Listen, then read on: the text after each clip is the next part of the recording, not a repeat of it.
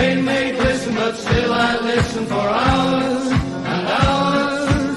I'm just a kid again, doing what I did again, singing this song.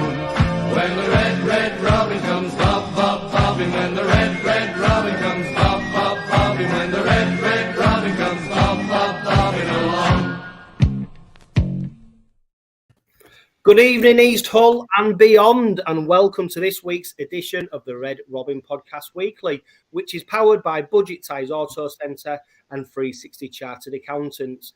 I'm Chris Johnson, and this week I'm joined by podcast regulars Craig Eskrett, James Purling and Karl Smith. In this Red Robin Podcast Weekly, we look back at the rampant Robins demolition of Wakefield Trinity at Craven Park last Saturday. We discuss who has been the standout players for the Robins now that we've played 10 rounds of Super League. And we take a look at Rovers' injury list with Mikey Lewis, Frankie Holton, Will Dagger and now Kane Linnett, all set to spend lengthy spells on the sidelines.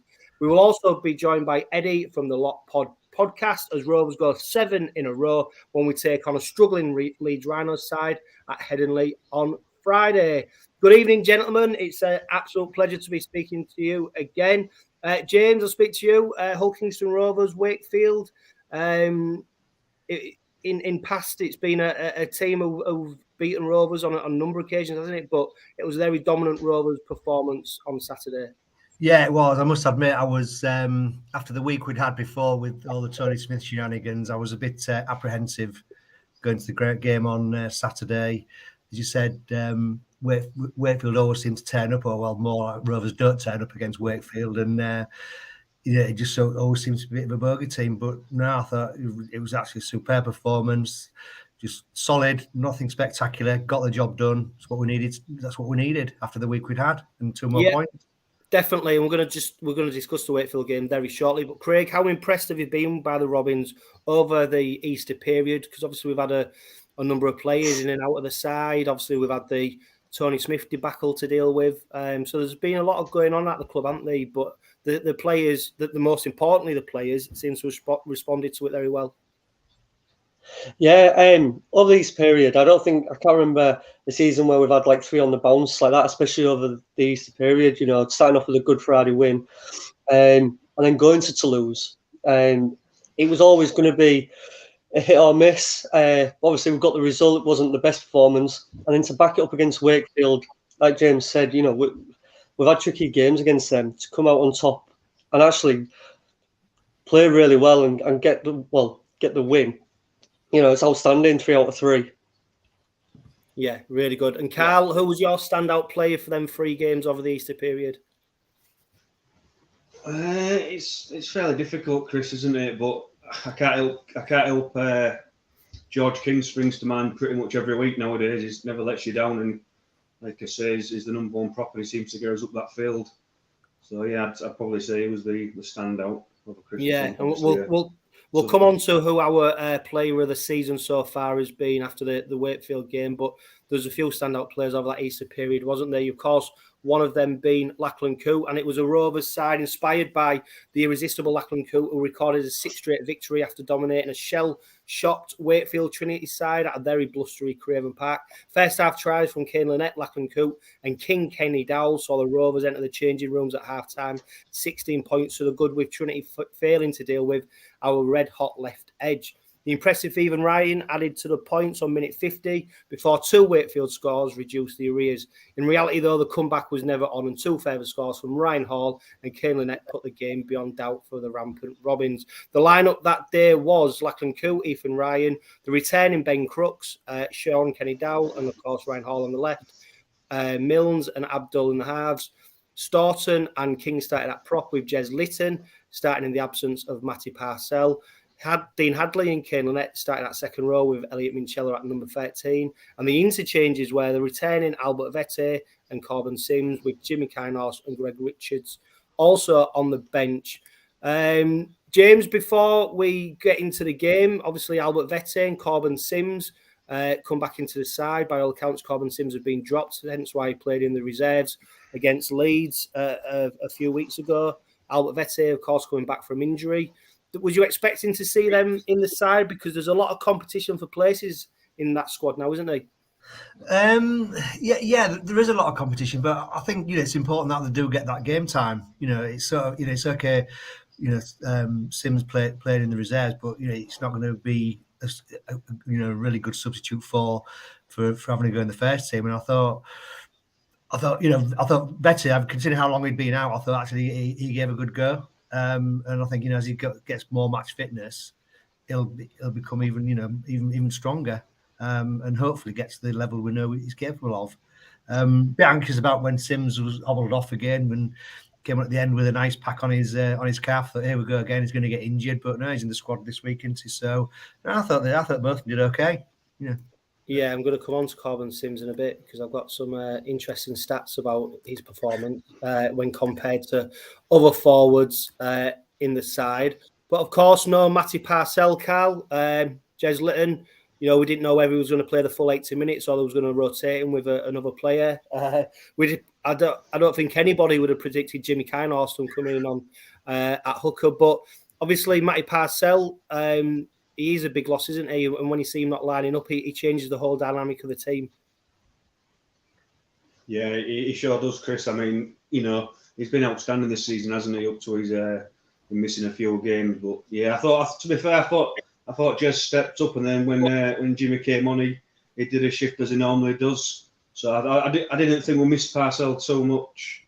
Like I said, the most impressive thing for me was Rovers didn't play to the potential and still pretty much did the job fairly easy. But yeah, I thought we didn't miss Parcell too much. Yeah, and we didn't miss Parcell that much because I'm not being funny, Craig, but our left edge that day, especially in that first half, was absolutely red hot, wasn't it?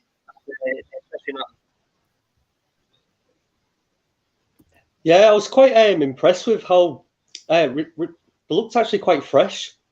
To say they played 3 games, that was the 3rd game within space of a week, 8 days, whatever it is. But yeah, when they're on form, they're going to be a handful for any team.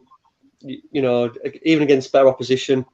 So, no, yeah, I thought Kane Linnett, I thought that was probably his best game. Now, I know he missed the Easter Monday game, but I actually thought Kane Linnett, it was his best performance so far for me. Yeah, and the first 2 tries, obviously, Kane Linnett goes over, and then Lachlan 𝐶𝐞. But a feature of them tries, James, is Lachlan 𝐶𝐞 coming into the line, isn't it? And he almost glides through and he causes the opposition so much trouble, doesn't he? Because they don't know whether he's going to offload or they don't know whether he's going to go himself. And, early on in the season when he didn't feature because of injury, I know there was a few Rovers fans who were calling him really and saying, maybe we shouldn't have signed him. Is he a star signing? But there's no doubt whatsoever now, is he, that Lachlan 𝐶𝐞 has arrived. Oh, exactly. Yeah, it's just class. He just oozes class every time he's on the pitch, and he just gets into the right position all the time, and just makes it look so effortless, and just gives us such another attacking dimension. It's just it's probably no coincidence that as he's coming to form, we've started to sort of hit our straps and gone on this long winning run. Yeah, and I think the thing for me is, Karl, he takes pressure off Abdul and Milnes to a certain extent to be that focal point in attack, because you see him popping up on the left and right, and it almost allows Abdul and Milnes to be maybe a bit more disciplined. Although I would say against Wakefield, we did see Abdul with the ball in hand taking on the line a lot more, and especially Jordan Abdul, I'd like to see him do that because he's I don't want to say he's a big lad, but he's a strong lad, isn't he, for the position that he plays. And there's no doubt that, I mean, we even saw in the game before Wakefield where he scored from nearly halfway line. He's got a little bit of pace as well. And would you like to see Jordan Abdul maybe take on a bit more attacking responsibility with ball in hand? Yeah, possibly. I think it's making the right decisions at the right times in crucial times of the game. But like you say, I think them 3 complement each other, Milnes, Abdul and 𝐶𝐞 out the back. But like James is totally right and has hit the nail on the head. He just absolutely uses class as Lachlan 𝐶𝐞. I mean, he's probably not the fastest fullback in the competition, but his timing when he changes into that line and, like you say, knows when to offload, knows when to keep the ball, knows when to put a kick in. It's just experience, isn't it? And that's why he's one of the best fullbacks in the competition for me, 100%. Yeah, and these for Lachlan 𝐶𝐞 try though, just before we move on to something else, is that offload from Sean Kenny-Dowell to Ryan Hall, for then the presence of mind of Ryan Hall to then put it back inside to 𝐓𝐿 and 𝐶𝐭. And it was a bit like basketball, rugby, chucking the ball around, but what you'd say is the Rovers players seem to have that freedom, and we've seen it, of course, last season. We've started to see it in our recent run of good form. But for me, what really stands out now, James, is that these Rovers players seem to be playing with a smile on the face. They seem to be really happy. They seem to be enjoying the rugby league. And I think that was key to our success last season. And obviously at the start of the season, we didn't seem to see it as much. But Rovers seems to be playing with a spring in the step now. And we're starting to see the benefits of that in terms of the results. Yeah, exactly. I think it is. It's just there just seems to be a real spirit across the whole team, and just enjoy playing together. And it's, like I said, it's just back to where they were at the end of last season and the success that brought. It's just great to see. I think we can almost sort of ignore now the sort of first 2 rounds of the comp as just sort of, I suppose, getting back into the routine of things. But it's just you see them going out. I go to games now, whereas before I was probably thinking, oh well, they might win, they might lose, but you're more likely to lose potentially. But you go to games now and you're thinking they're going to win, and that's such a different mindset to have as a fan going to watch them from what we've had over the years, and it is great. Yeah, definitely. And Tony Smith came out, Craig, and said in the week now his focus is solely on managing the team and coaching the team and getting the team to the end of the season. Obviously, we had the debacle last week, didn't we, where he announced his departure without informing the club, and then the club had to backtrack, etc. But what he would say is it doesn't seem to have affected the players one bit. No, it was my concern before the game kicked off on Sunday. I was really interested to see what the reaction was like, and I don't know if you'd watched another game. It was on Sky Sports. Sam Tompkins even said it might actually rejuvenate the players to actually get them to play well and let Tony Smith go out on a high.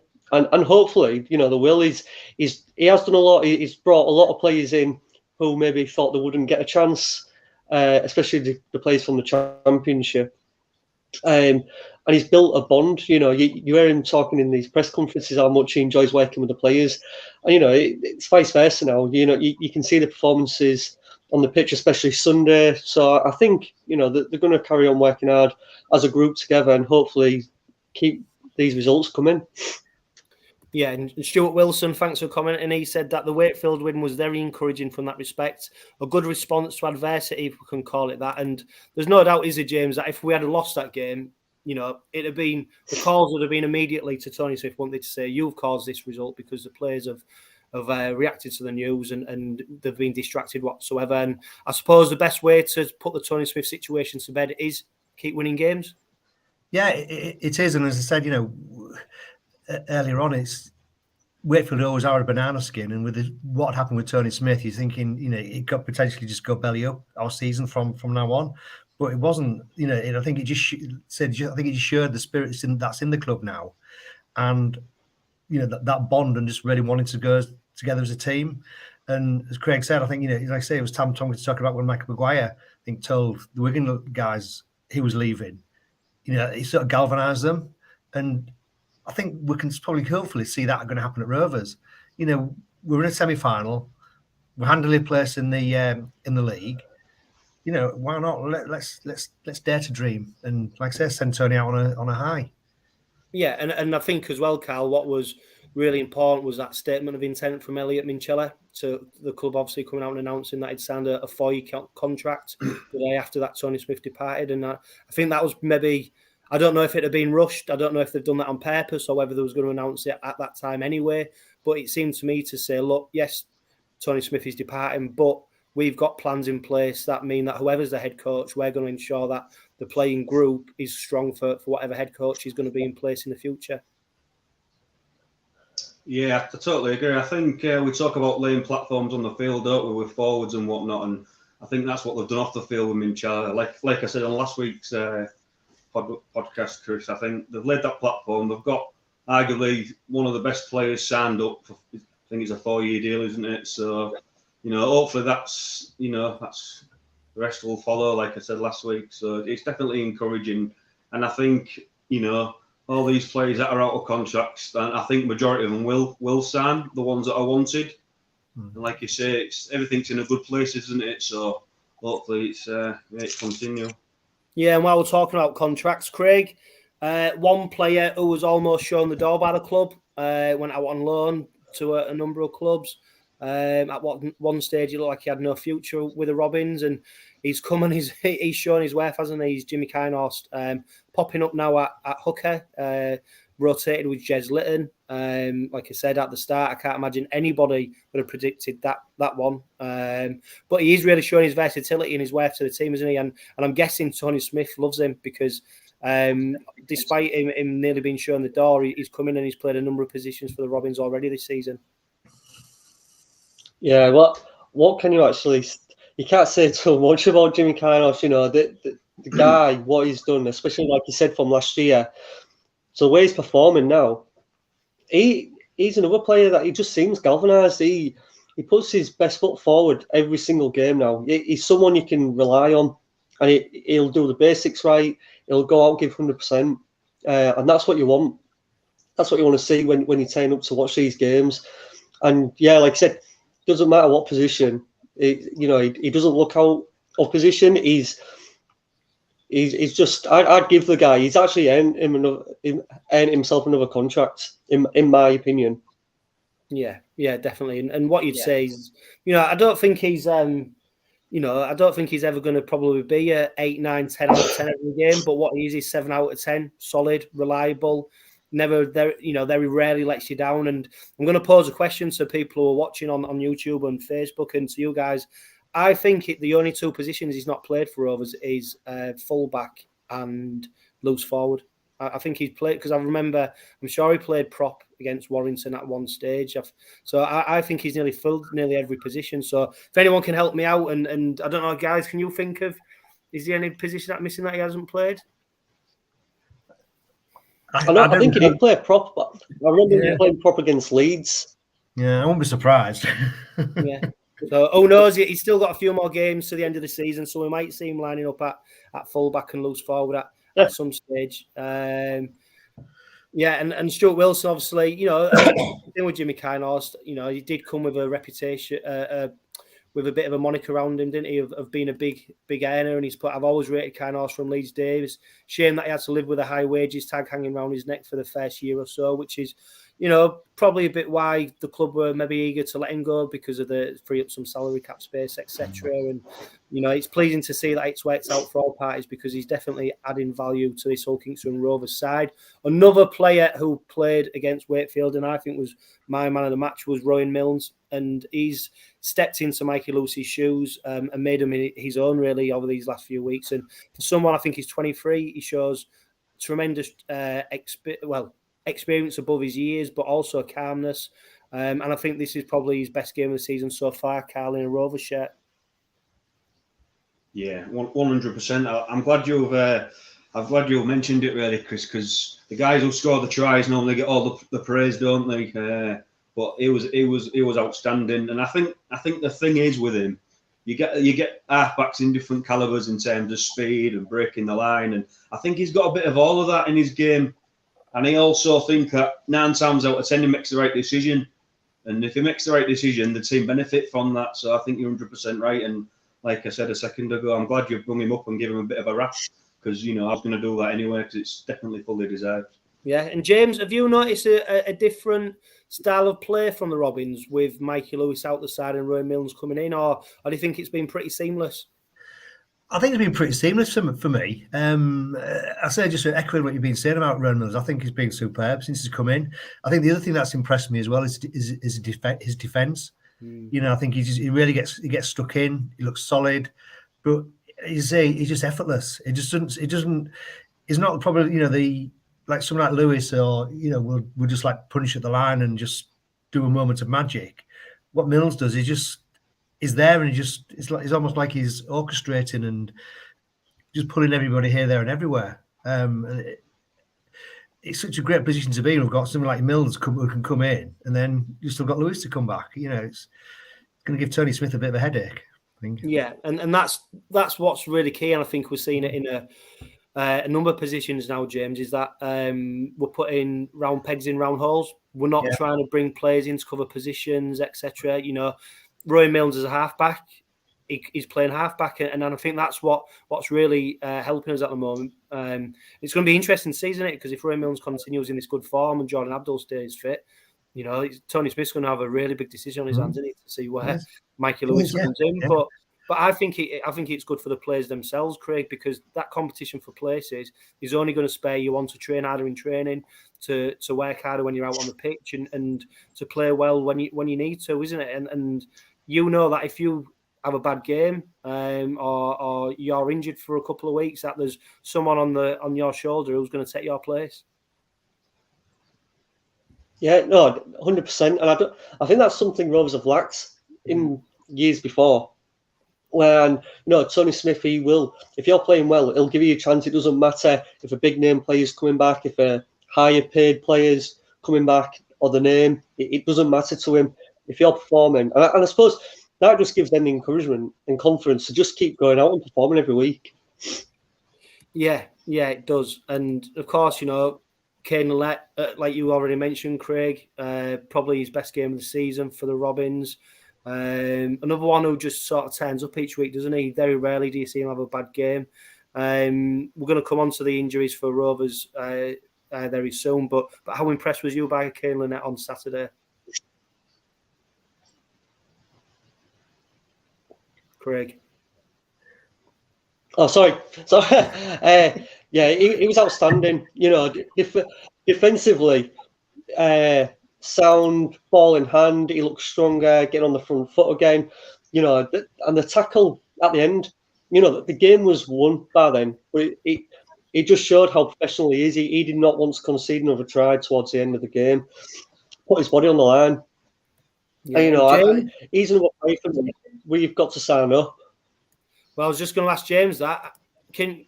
Is he one of the? I know we've announced 𝐓𝐡𝐞 𝐿𝐷𝐿, a big contract, and we're coming towards the 1st of May now, and we're looking at players who we need to sign up.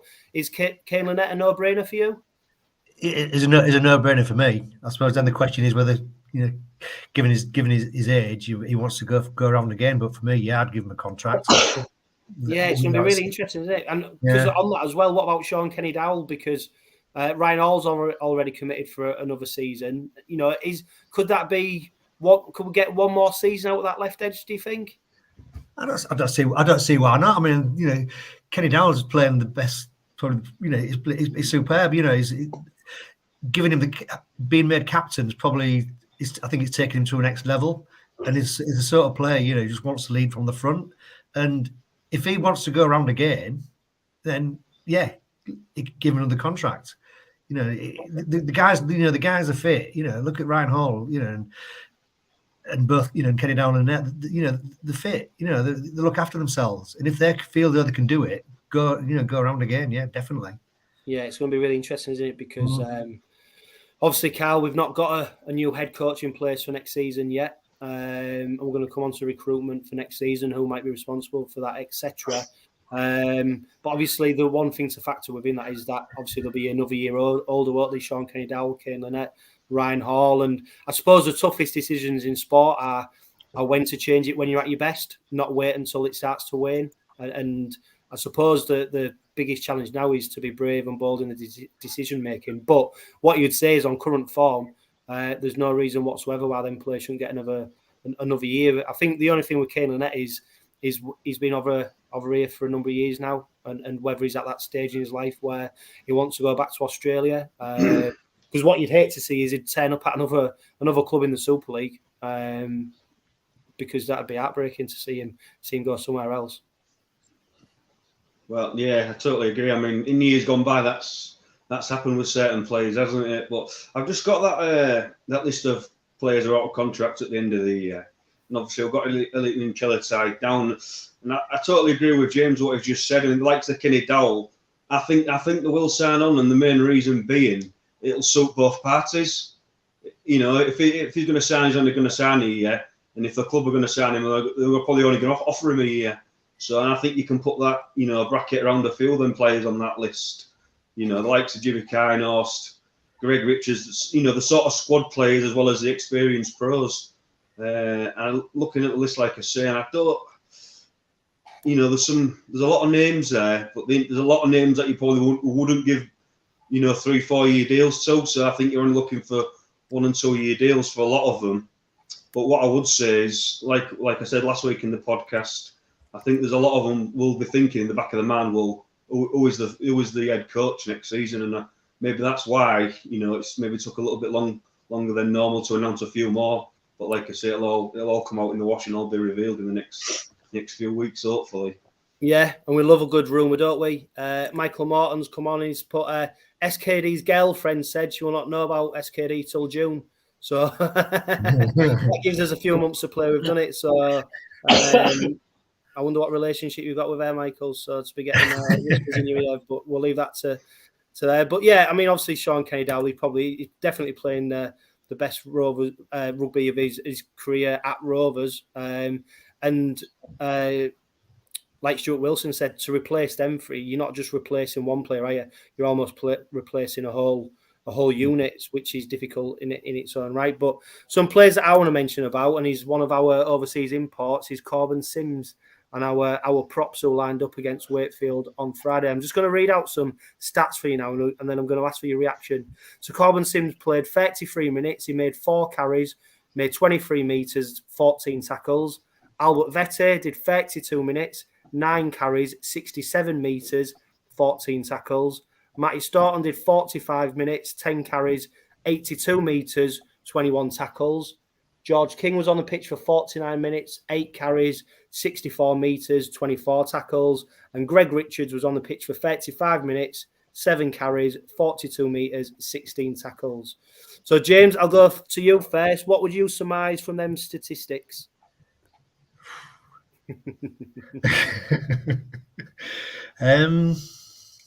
You can prove statistics can tell you anything, can't they? Really, it's what you want to read into them.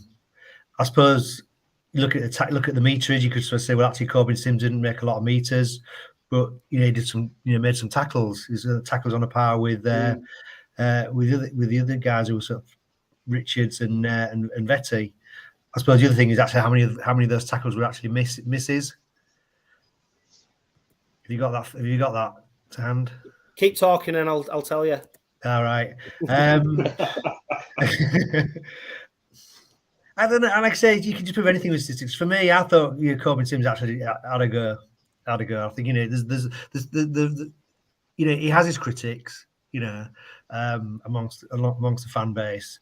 But I think this year, he seems to have knuckled down a bit more. Yeah, he's been injured, but some people do get injured a lot.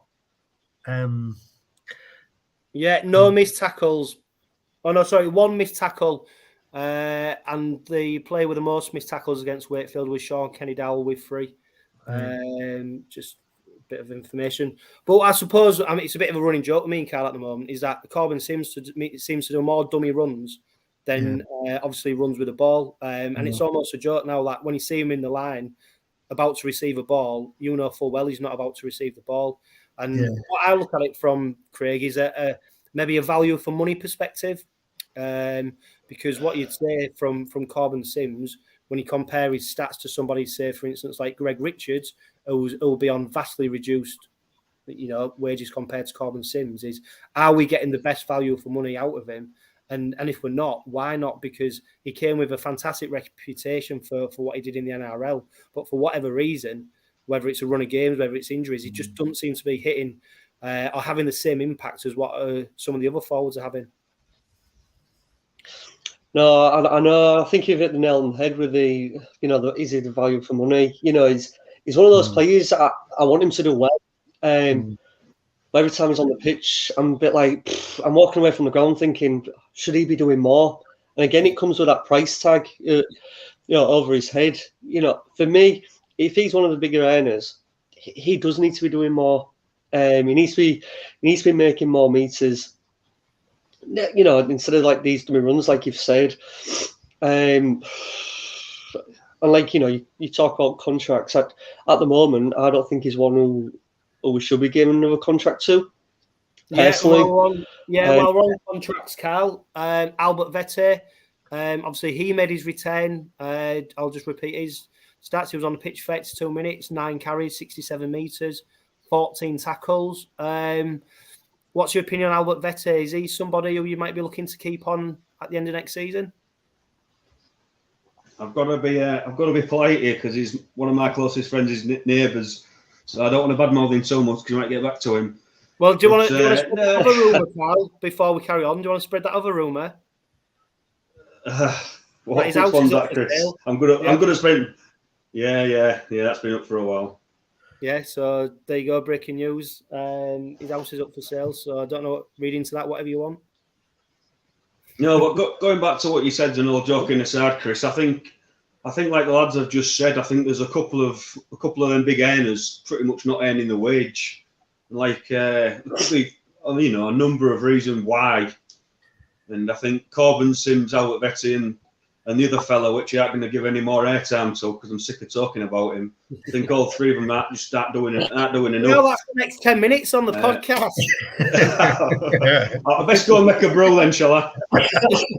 But no, I think, like you say, all those three are in the same bracket, aren't they? Where, it's like for me, I'm absolutely itching for 𝐓𝐻𝐻 to absolutely nail somebody, but I know they can't do it every tackle and every carry, but it's all a bit huff and puff, isn't it? I mean, you think he's nearly there, and then all of a sudden he's out for a few weeks, and he carries the ball. He has one good carry, and then he gets subbed, and then them stats, like James says, you can read whatever you want into them, but the bottom line is visually he's not doing enough, and neither is Sims and the other fella. So, and like I say, they take a very little number of carries, and they've all got ice packs on the back of the legs afterwards, like they've done a big shift. So for me, he's just not doing it, and he needs to improve. Yeah, obviously James mentioned it was a bit worrying to see him go off with an injury, but obviously his name being in the squad, and he wasn't included in the injury update. So we can presume that he's fit and ready to go. What you would say is, James, that if you look at all of our props, and we've named 6 in our squad for the game against Leeds, is you can't really compare any of them, can you? Because they're all slightly different in the way they play and what they bring to the team. I think the only 2 we could probably compare is maybe Matty Staunton and George King. I can see them similarities between them 2, but they're all individual in their own right, which is, I suppose, is that a good thing? I think it is, because it means that when you're spelling them, you got that consistency. And I think we've been at games, we've sort of been commenting that the Rovers' intensity seems to drop off when George King goes off after about 20-25 minutes, and it seems to be there's a few games where we've had a really good 25 minutes. King goes off, and then we've let the opposition in for the last sort of 10-15 minutes of the half. But so I think it's important for the other guys to then step up and fill that gap. But because you've got similarities, I think they've got that potential to be able to do that. I mean, we've obviously not spoken about Will Maher. I mean, I think I'd give Will Maher another contract. I think he does a decent job. Not spectacular. He's not spectacular. He very rarely makes a mistake, and he just comes on and does a job for you. Yeah. So I think we have got some pretty good props actually overall. Just like I said, a couple of them just need to be probably getting to the potential that they should be getting to. Yeah, and that's not even let's not even forget Tom Garrett as well to throw into exactly, it. Yeah. So in a way, we're very rich in the forwards, aren't we? Stuart Wilson says they don't feel quite like another case of Joel Clinton though. So obviously comparing Joel Clinton and Corbin Sims, they do bring the passion. Can't fault that. And I think that's where it comes from for me, is that I'm desperate. Like Carl said, I'm desperate for Corbin Sims and 𝐓𝐻𝐻 just to really rip it up. Because you can see that. I don't think it's a lack of effort or enthusiasm. Maybe sometimes it's a lack of application. But I think I'm just desperate for them to have a game and to shut me up and so because I think there's the players there. I see more of it in 𝐓𝐻𝐻 than what I do in Corbin Sims. But hopefully a run of games is what's needed, and I think that's the one thing with Corbin Sims at the Rovers is he's not had a run of games, has he, Craig, to really cement his place in the team and shows what he can do. No, that's a fair point as well. He has been out for quite a while. Are we expecting so much too soon? Like I said, I've said it as well. I do want him to do well for the club. I am waiting for it. I think we saw glimpses of Albert Vetty last year. I do, and I think he came back a lot fitter from pre-season. And again, he was just unlucky with I think he got a ban, then he got injured. So I'm hoping that after a couple more games, the firing.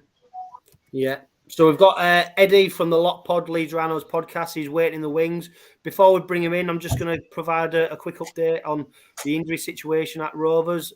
Frankie Alton's still a few weeks away following his ankle sprain that he suffered against Hull in the derby.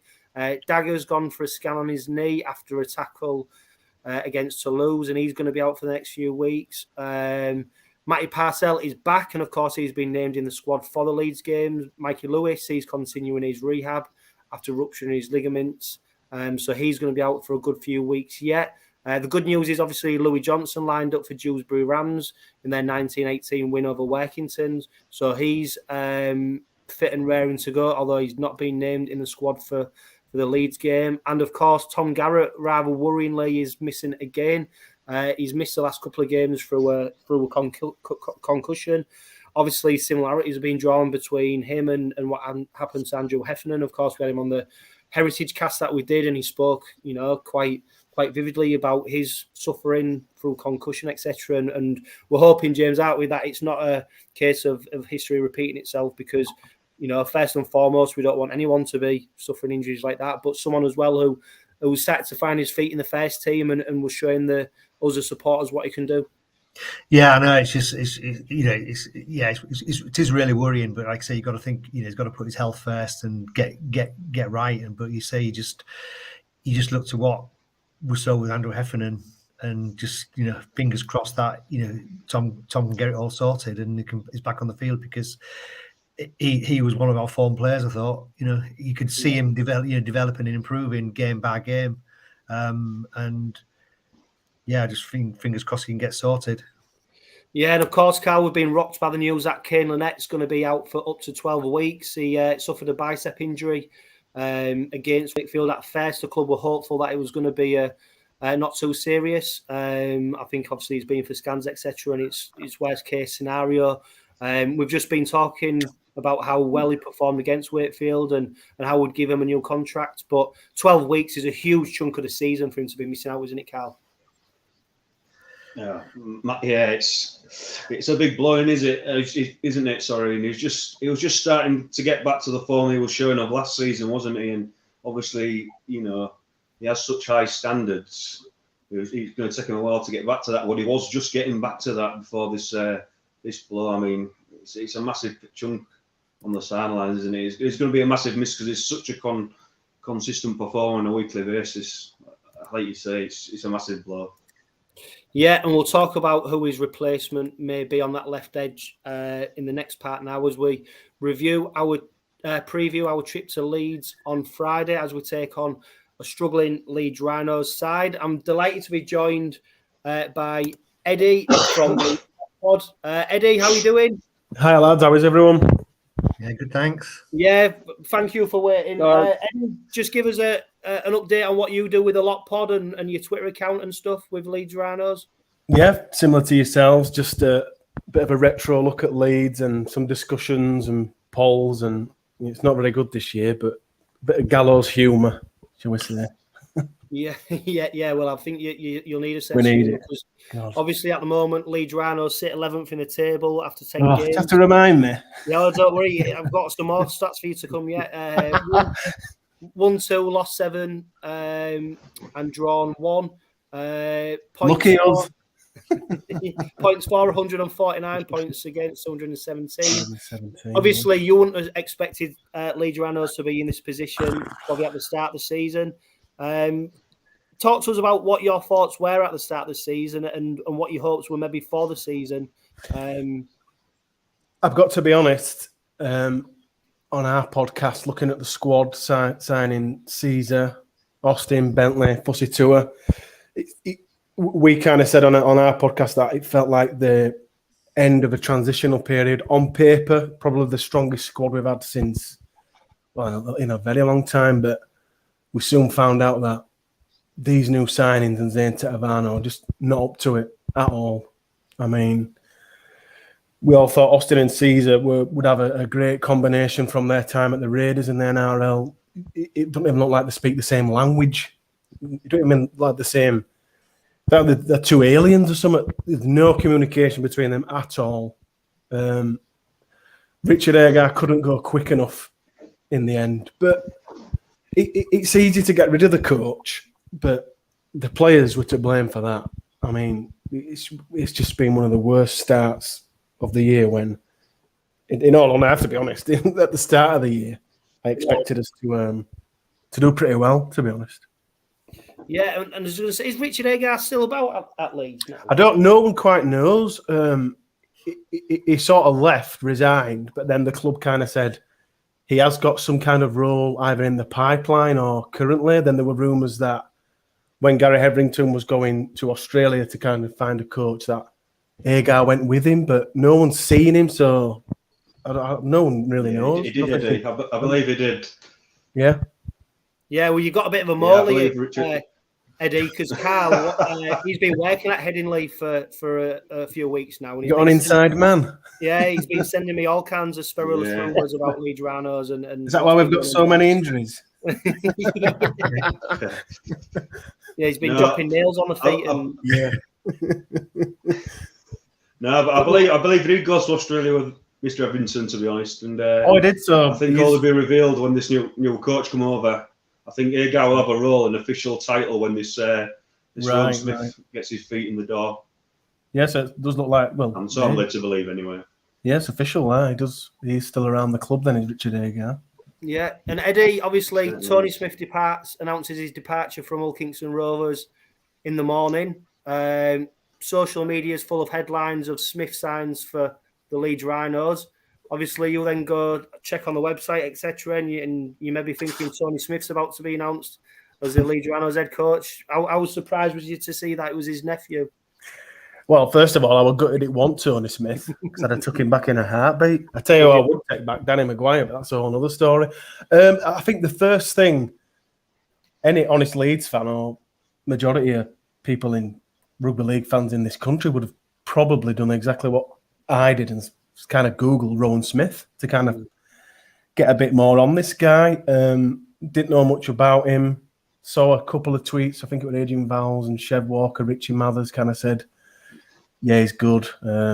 He's worth a chance. But other than that, it's kind of what I wanted, really. I kind of wanted us to, don't we all, wanted to go down the Saints kind of route of finding an NRL assistant who can kind of come over for 3-4 years, prove his worth, and then kind of fly back off to Australia and get an NRL gig. I thought that were our best route. So we've been kind of tied to the golden generation, and we got Dave Ferner, and that were, I don't know if it were Leeds not wanting to kind of play to Ferner's tune or it just didn't work out. But I do think that was the route we needed to go down. And I think, see, the issue is Leeds are rotten to the core, and it's not going to be a quick fix at all. It's going to be this season, and I'd say at least next, until we've got to give Smith now the time. It's absolutely critical we give him the time to address, because make no mistake, lads, Leeds is in an absolutely critical position at the moment, and we need to give. I think the club are aware of that because they have given him a long deal. I just think that the fans have to be understanding of that as well. Yeah, you just mentioned Eddy, Leeds. Can I pose a question to Eddy, Chris? Yeah, go on, Karl, go for it, mate. Yeah, just obviously knowing a few things what I do, and obviously what you've just said there. Obviously, Leeds have had a really good golden generation in the last 10, 15 years, and they've won a lot of trophies and whatnot. And we all saying the club's pretty much building from the foundations again. I mean, Gary Evanson, he's no young whippersnapper anymore. Do you think that he's trying to do too much at the club? Because obviously you've had Sinfield there. He's sort of not taken on a role or not been happy there and moved on. And a club legend like that who knows the club inside out, I thought, does Gary need to sort of let somebody else help him out and do jobs for him rather than try and do it all himself? What's your sort of opinion on that? I think you're absolutely right. I think most Rhinos fans, or the kind of gist was, Kev would come in. Kev Sinfield kind of came in and it kind of felt like he was going to do his apprenticeship, and then kind of Gary would say, right, there you go, son, there's the keys to the club. That's kind of what I think everyone kind of how they felt. But now, obviously, Kev came in and became our director of rugby and then did a bit of coaching and all that. But he kind of said the club is rotten. Now, to me, I think that still stands. It's even worse since he's left. I don't know how or why we need Kevin Sinfield at the club just to uphold standards and, attitude. I think that's wrong. But I do think that was the general idea. Gary Hetherington's got a lot in the bank in terms of goodwill for everything he's done for us. I think some Leeds fans kind of forget that. Sports fans are fickle, it's results on the pitch or bust. I do think that Gary does need, I think you're absolutely right, I think he does need kind of a right-hand man to kind of do a bit more. Whether that's Richard Agar or someone new, I'm not sure, but I think you're absolutely right. I do think he either needs someone to help him long term or someone to kind of hand over the day-to-day running side of things too. I think you're absolutely right there. Yeah, and I don't know if he's trying to rub salt into the wounds or not, but Stuart Wilson, I was watching on YouTube, he's just commented, he's put, you've only got to look as far back as Rovers do to see how long it takes to bounce back. Make no mistake, we are rotten, yeah, I agree. But I suppose the thing is with maybe Danny Maguire, you'd think, is he dodging a bullet? Is he the man for 2 coaches' time, once the dust settled? And because obviously he'd be going into a frying pan, wouldn't he? If he didn't work, he risked tarnishing his reputation. I mean, I can understand. I'm fairly adamant. Well, surely the club have spoken to him about something. I mean, because we've got Sean Long and he's absolutely useless. I'm sorry, but he is. Our attack is just non-existent. Now, I know the players are completely devoid of confidence and can't try anything. But in his whole time there, and fair enough, we haven't had much in terms of halves and fullbacks with injuries and how pants look Gale were. But I think Danny, to me, Danny's God. I love the man. I absolutely idolise him. I think he's the best player that's ever played the game. Obviously, everything he did for Leeds. But in terms of an attacking coach, you just see what he's doing with your mob and Mikey Lewis, especially. Half the plays that I see when I'm watching Rovers, it's like watching Danny reincarnated half the time. He's obviously working wonders. How do you guys feel Danny's doing at your place? James, what do you reckon? I think he's doing great. I think I think there was always a feeling that coming from Leeds, played for a couple of years at Rovers, just been there for a final paycheck. But I think he sort of bought into the club.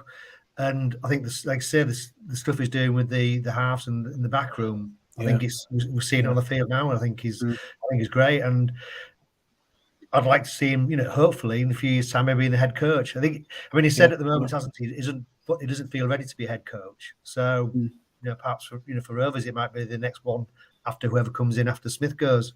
Yeah, it seems that way. I think you just see the good work at the Rovers that both him and Tony have done. And I think they're both, certainly Danny in a year or so's time, like you say, I don't think KR and Leeds are going to be the only ones after him because he looks absolutely full of potential for a head coaching spot.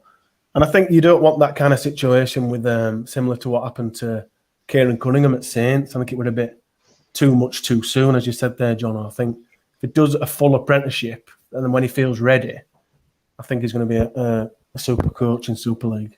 Yeah, although I'd say Danny Maguire's he's had a bit of a unique position at Rovers because initially he was brought in as head of recruitment. Then he started coaching in the scholarship and with the academy.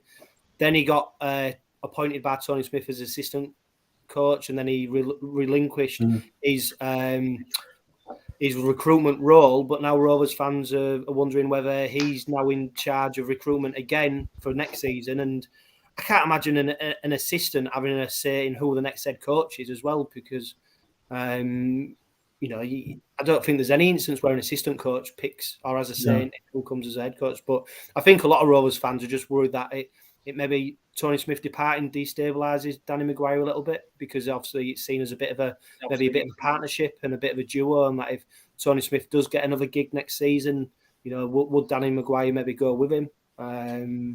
I think that's why Rovers are all probably calling for him to be head coach next season, because we're worried that he's going to lose him. Follow Smith. We might end up losing him. But like you said, he's having such an influential role on some of our players. Mikey Lewis. Massively, yeah. Even John Abdul and our style of play. That he looks to be happy. He seems to be enjoying it. But then again, like you said already, sport's fickle, isn't it? Who would have thought Tony Smith would have jumped ship when he did? No, exactly. Yeah. Yeah, so we're going to read out the squad news. First of all, Leeds Rhinos. We've got Ash Hanley, Blake Austin, Oledsky, Cruz Lehman, Matty Pryor, Reece Martin, Brad Dwyer, Cameron Smith, Bodine Thompson, Morgan Gannon, Sam Walters, Jack Broadbent, Jared O'Connor, James Donaldson, and Moise Mustafa, of course, 2 former Robins, Max Simpson, Liam Tyndall, Ollie Field, Jack Sinfield, and Zach Hardacre. Now, you've mentioned the club's rotten to the core. I wonder where Zach Hardacre fits into that dynamic at the moment. This is sheer desperation. This is panic stations. This is everything wrong. This signing of Zach is proof just how bad we are. I mean, quality player. We are not going to stand here and get a little violin out. We are depleted, decimated by injuries. We're struggling. We've got a couple of 17-year-old kids playing at the minute. But I do think the signing of Zach is the correct thing, having seen Tom Briscoe and Liam Sutcliffe go off injured against Toulouse and how bad we were in that game. We need something. Now, I'm all for him coming in on a short-term deal, which he has. He's not going to get a long-term deal at Leeds. There's no way. There's too much water under the bridge. And I think the small amount of time he's going to have with us now to the end of the year, is he really? It usually takes him about 12 months, 18 to kind of blow up and become an idiot. I don't think he's going to have the time to do that. But then again, you're right. And I've just said there that the club is rotten, but I'm kind of hoping that he has more of a positive influence because he's a quality player. And make no mistake, he's certainly better than anything we've got at the minute. So I'm kind of hoping he can parachute in, win us a couple of games, get us clear as relegation, and then we can just shake hands with him and say, thanks a lot, adios. Yeah, I think James mentioned earlier that on social media.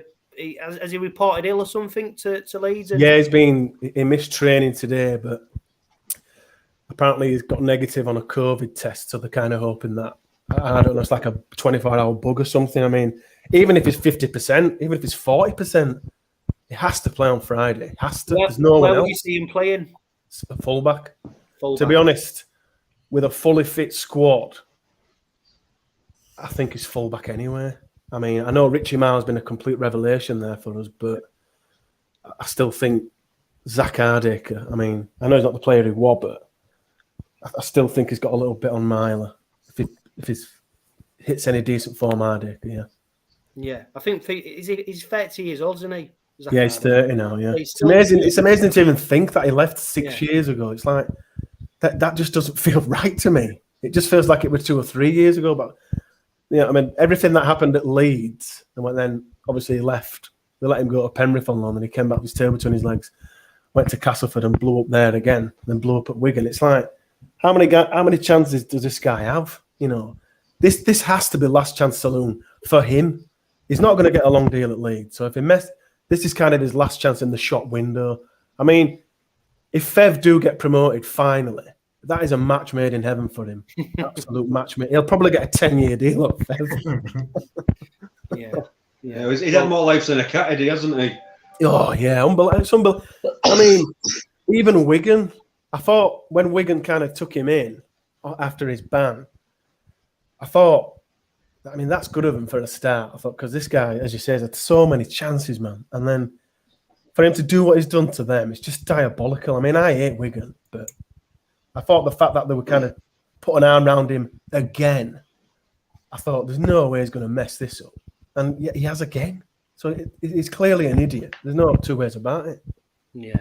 What you say is no matter what you do away from the rugby league pitch, there's always a Featherstone or Lee Centurions to come and swoop you up. Yes, someone will take him, especially with him only being 30.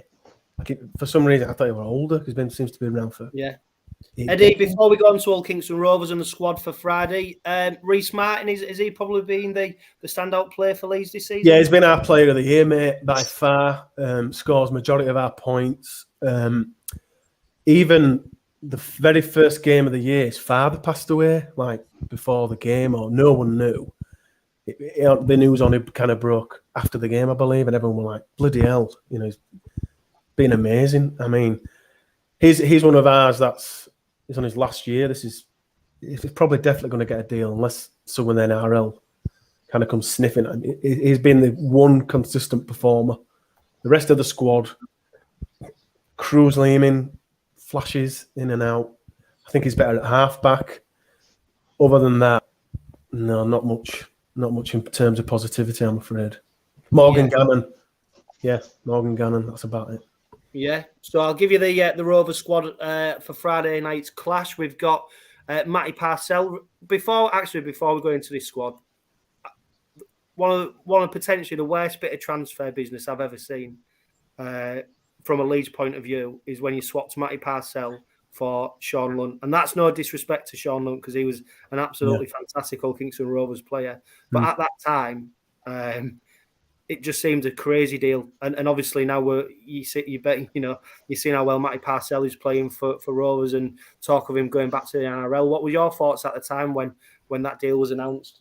Madness. I don't know what Kev were thinking there. I know we kind of had Tuilola that year who wore pants. We kind of swapped him for Rob Louis, who kind of parachuted in and saved us. But I don't think there were a Leeds plan on the planet who thought getting rid of Matty was a good idea. Especially when he signed, he completely revolutionised us in that because we were crying out for him. And then I don't know why we kind of threw him away. It seemed mad to me, but I'd have him back now. It's one of them.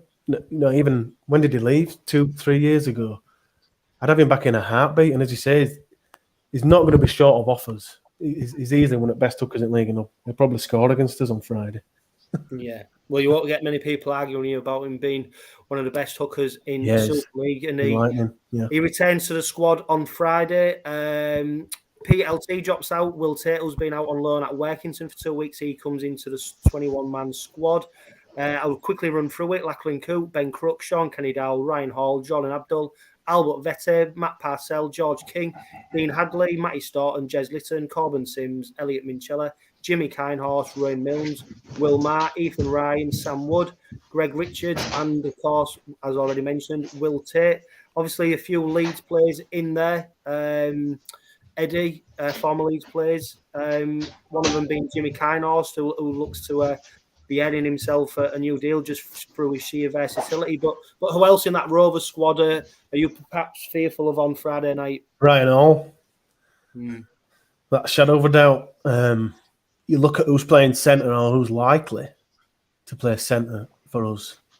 Max, it'd probably be Max Simpson. If he's on, I think he's on Hall's side. I mean, you've seen the size of Ryan Hall. I don't know if anyone's, I'm sure you have, literally stood next to him.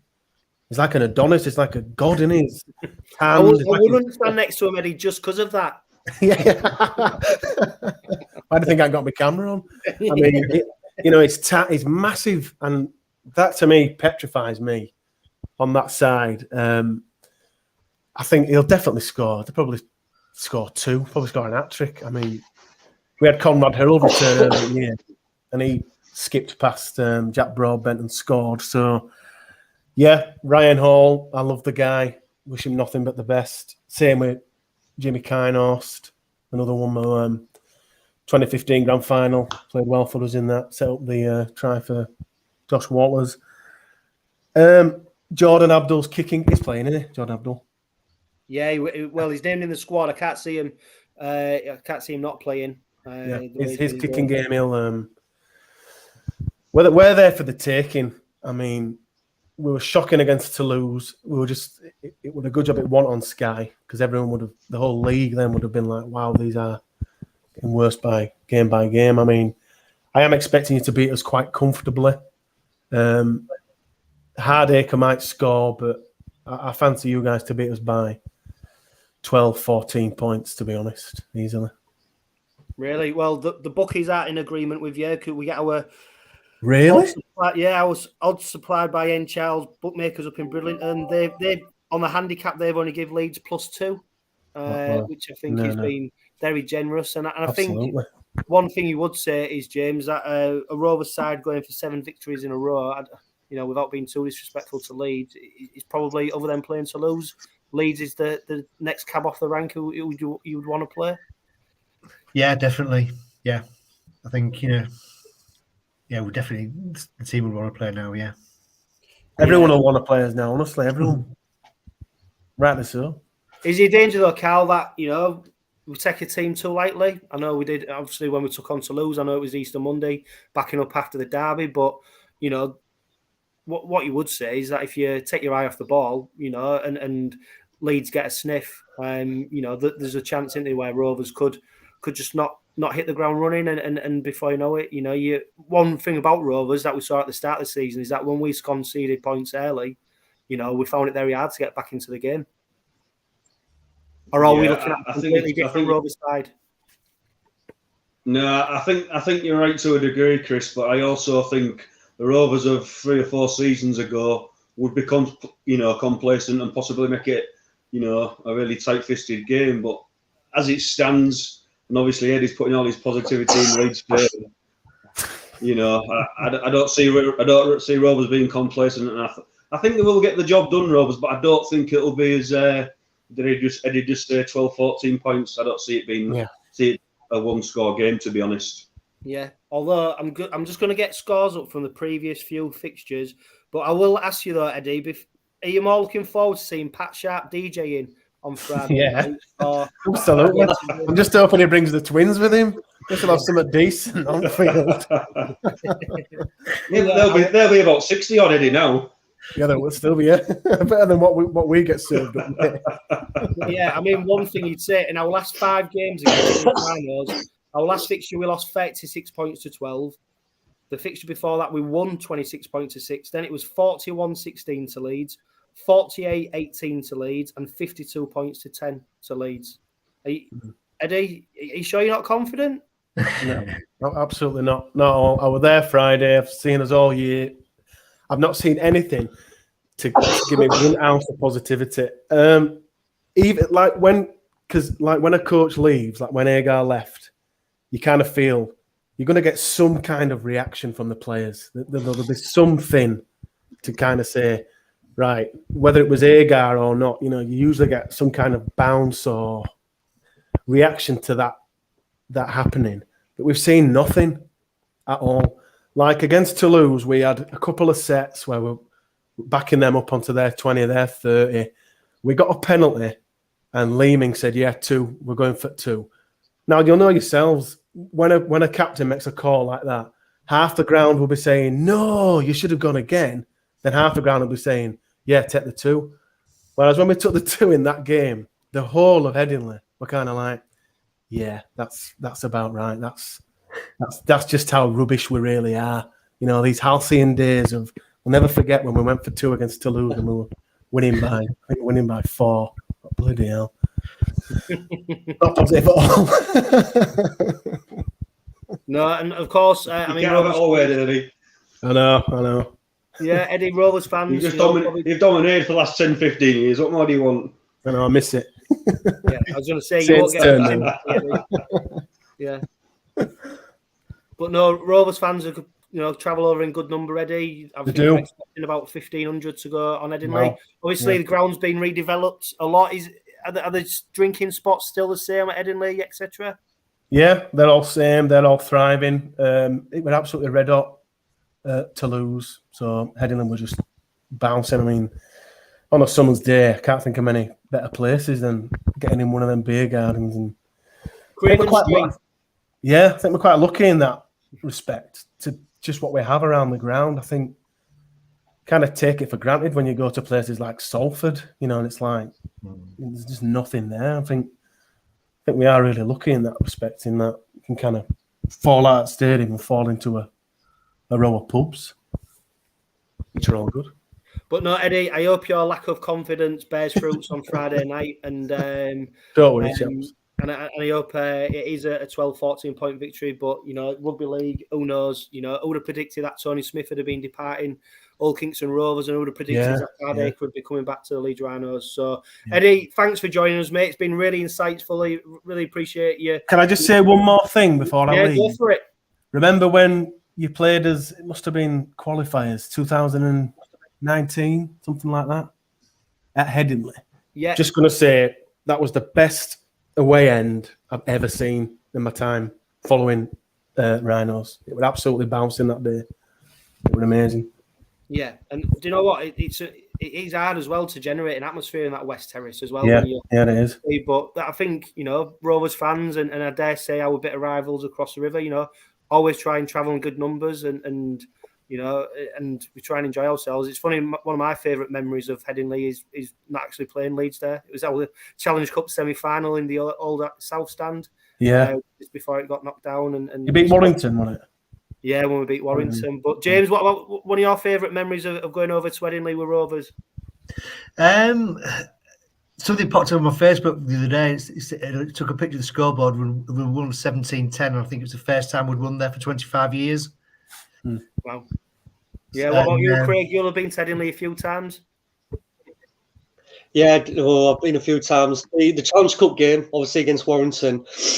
But the one actually is the one Eddie mentioned. I think that's the one where Craig Hall bagged a couple that game, and Adam Quinlan was on fire as well. I think. Yeah, that away in that day, he was brilliant. Oh, unbelievable! Without, I mean, like, just astronomically distanced away from any other away end. We were the whole of the South Stand. I think half had been knocked down into a redevelopment, but like the people stood around me and my friends were just looking over in envy, just being like, Jesus Christ, just look at them. They're going absolutely nuts. Because, I mean, since the redevelopment of Headingley now, there'll never be an atmosphere there ever again.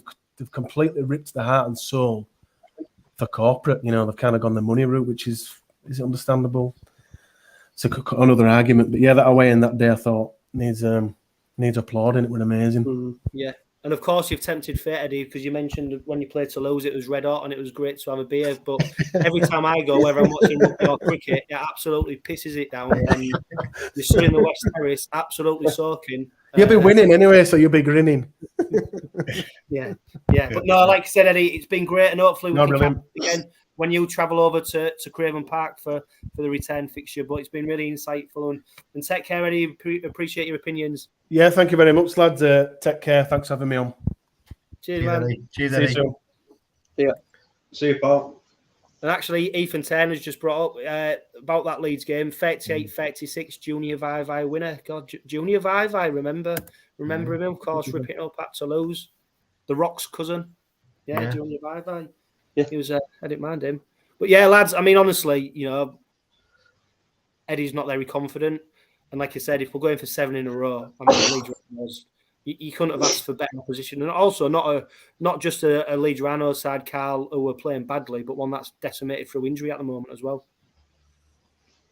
Yeah, well, with Eddie saying what he said, pretty much they don't stand a chance, do they? But you watch 𝐓𝐻𝐿 pop up with a winner right at the end of something crazy.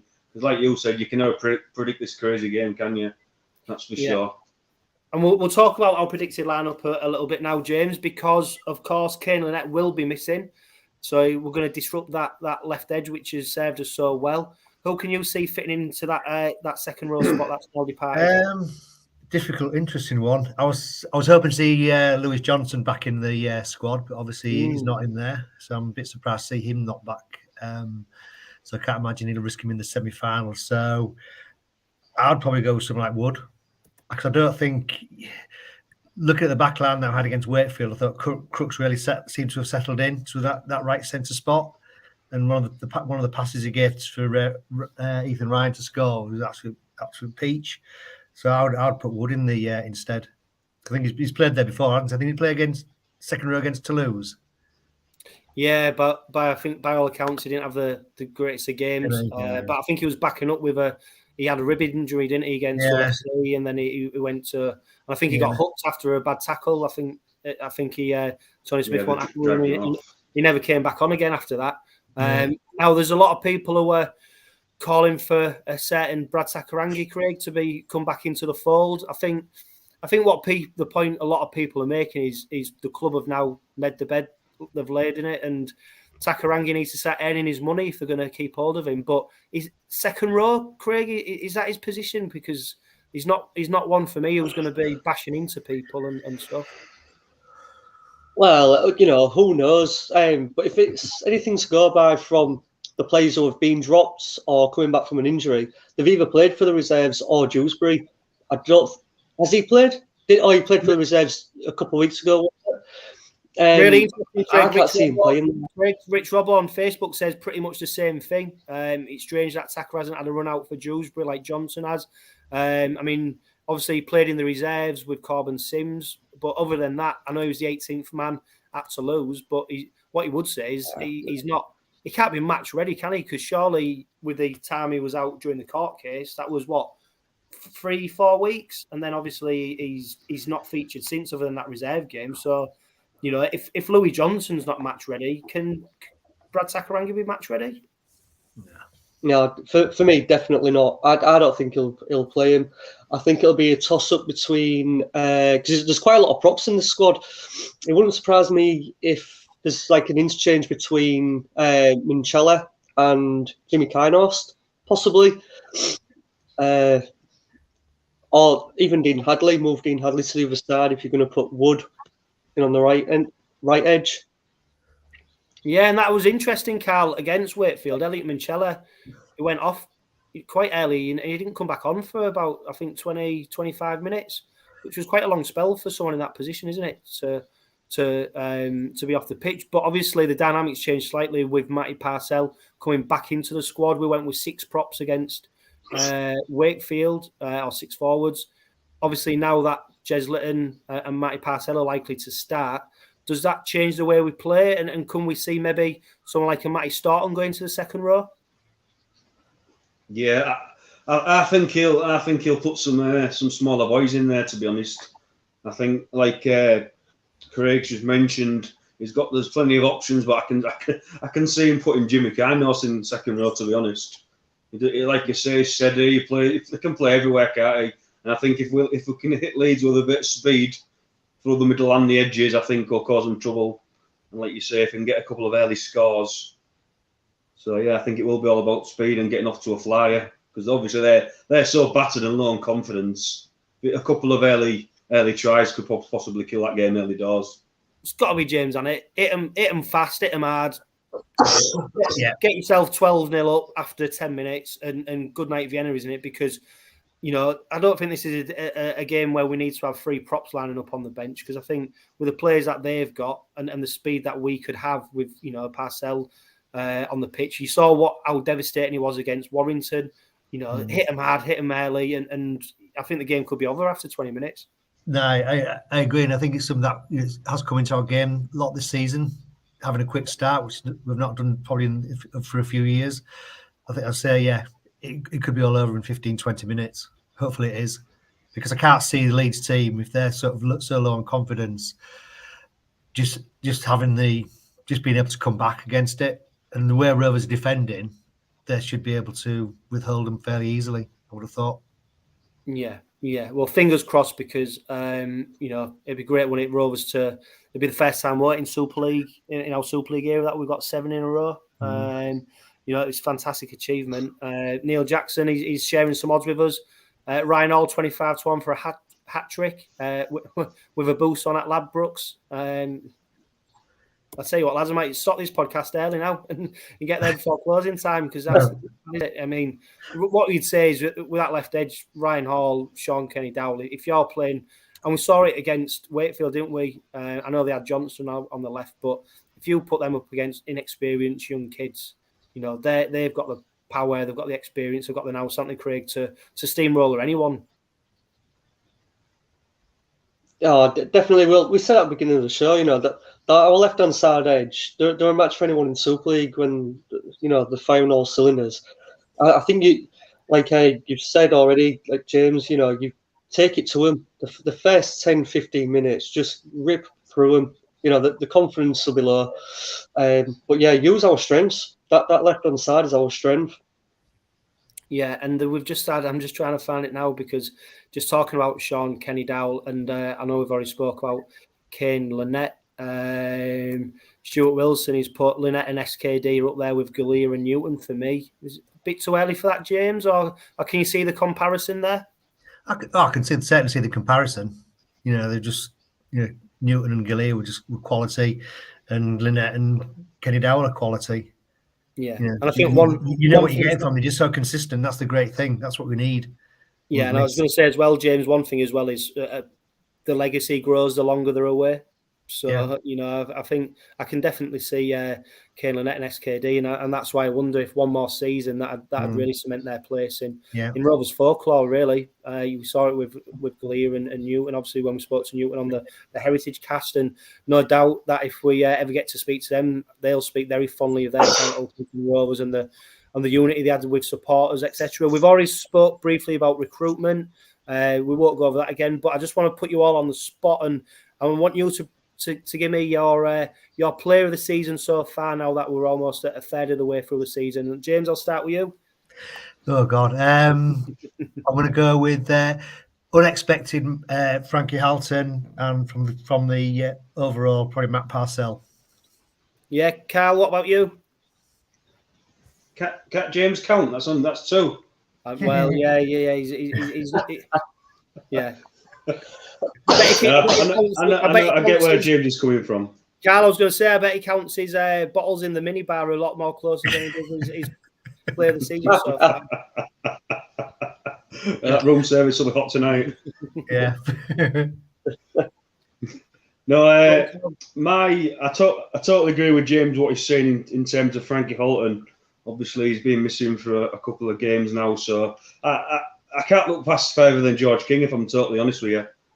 You know, he's not a playmaker. He's not going to score you loads of tries, but he lays that platform every week from the start, and I think Parcell off the back of that and Litton off the back of that gets us going. So, George King for me. What about you, Craig? Yeah, I'll go for someone different because I was thinking George King, but I think Jez Litton. You know, he's played every single game. There's been a few games or 2 games that I can remember where he's been the sole hooker because Parcell's been out injured or he's been rested. And I think he's getting better. Every time I watch him, his defence has got a lot better. He's growing in his attack. So, yeah, I think for me, Jez Litton. Yeah, it's a tough one, and it's almost like people have maybe erased them first couple of games out of their memories when they're looking at who's been playing for us so well this season. And you know, there's probably about 5 or 6 players who you could really name. You know, like we said, Frankie Halton, latterly Matty Parcell. You know, if Michael Lewis hadn't got injured, obviously he'd be up there. I think I agree with Craig. I think George King has probably been our most consistent. Whether he's been our standout player every game, but I think he definitely brings that consistency. And I think for me, Sean Kenny Dowell he just leads the boys so well, and his impact on the side and what we've seen as well is his impact with the ball and in defence is just huge. And you know, Ryan Hall, you know, look at what he's been doing.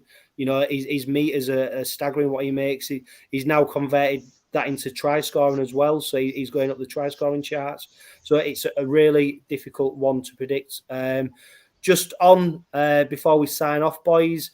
Now that Tony Smith sort of put it to bed and we're starting to look at recruitment for next year, do you think that announcement has been put to bed and it's something we can forget about now and all we need to do now is look forward and hopefully look forward to a victory at Leeds Rhinos on Friday and then Craig a semi-final victory over in Leeds again as we travel over the M62. Is it time just now to look forward and put the Tony Smith announcement to bed?